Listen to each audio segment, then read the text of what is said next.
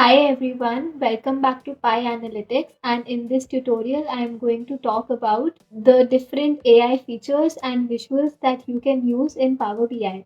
So yes, you heard it right, AI has made its way to Power BI as well, and it is a good news for us because as analysts can make your job much faster and precise. So you can add all of these AI visuals to your dashboards to make them stand out and make your analysis more efficient. So let's get right into it. So first I have this very simple two charts here. There is a pie chart and a simple bar chart. So the very first visual that I'm going to talk about is not a visual, it's a feature which is analyze distribution. So all you need to do is you select any chart and right click and select the analyze option and then find where this distribution is different. Now you will see that with just one click, Power BI has produced this full report with it. So basically, it shows sales according to different qualitative columns. So this one is for product name, then you have segment and region and so on. It has added a few slicers here as well.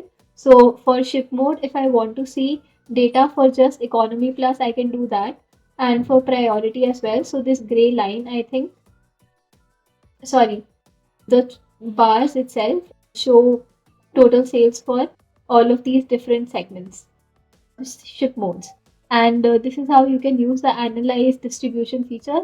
It has also provided quantitative data as well. So cluster 3 with 17.2% records, cluster 2 with 36.1% of records, and so on. So this, if you were to analyze your bar chart here, it would have taken you some time.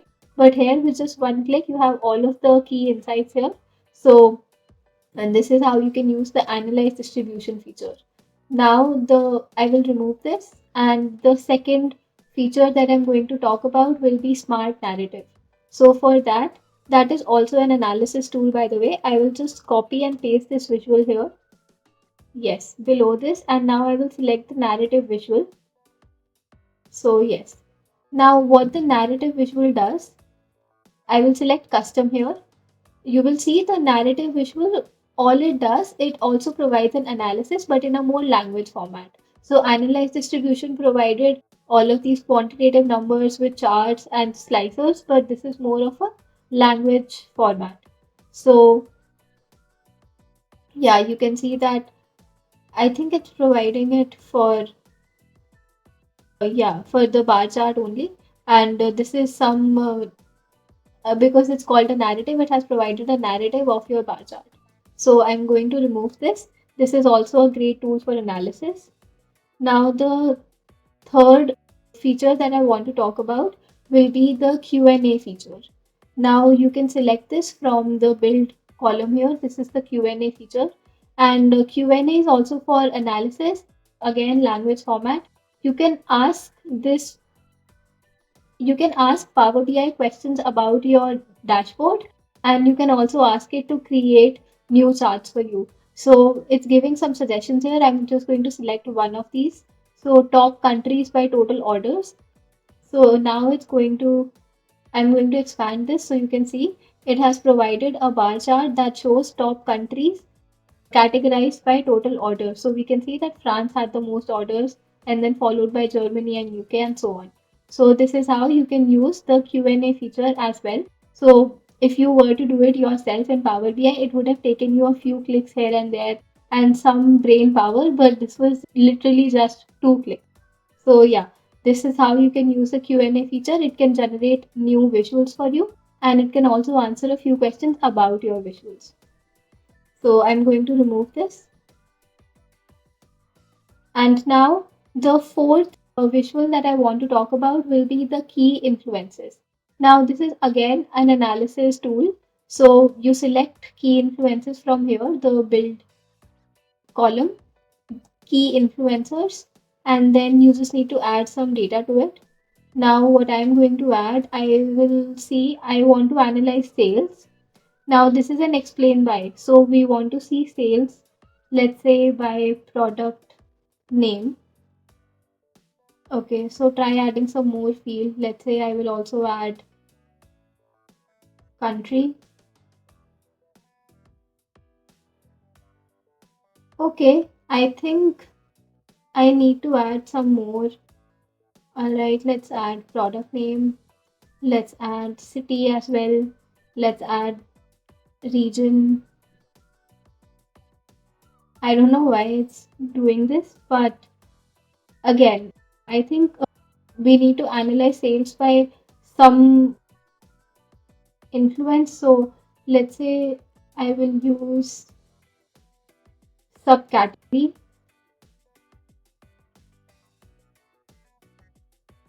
Yes, so it has provided the key influencers. So now what influences sale to increase?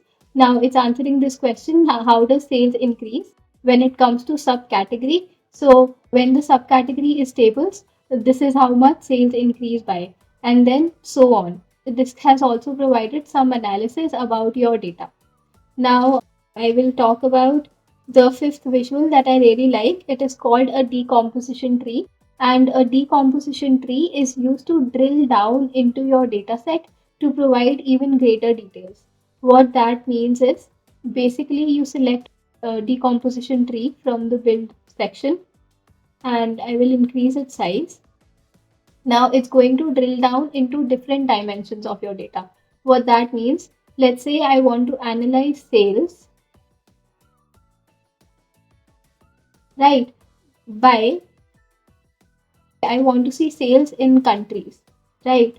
Now, if I expand this here, it's not going to show me all the countries, but it will ask me a question whether I want highest sales in different countries or if I want the lowest sales. Let's say I select highest. Now, it's going to show that France had the highest sales, then closely followed by United Kingdom and then Germany. Now, I will, you know, distribute this even further. So let's say I want to see which customer bought this particular thing. So in France, the highest sales that were done were by Betty Lang. So Betty Lang purchased the most products in France, then followed by Donna and Rebecca. So this is how you can, further distribute your data, and it's going to go into dimensions. So to, provide you insights about your data. Now I'm going to remove this. This was the distribution tree. Now we're going to talk about the very last feature, AI feature, by the way, which will be the auto clustering. So for auto clustering, I need a scatter chart first. So I'm going to create that now. I will select a scatter chart. Let's increase its size. Now scatter charts have numerical data on both sides, on both axes. So I will, let's say I add profit and I add quantity and let the values be for sales only. Yeah. Now I have the scatter chart here. Now what I want to do is I want to cluster. I will just increase its size. So let me remove these two.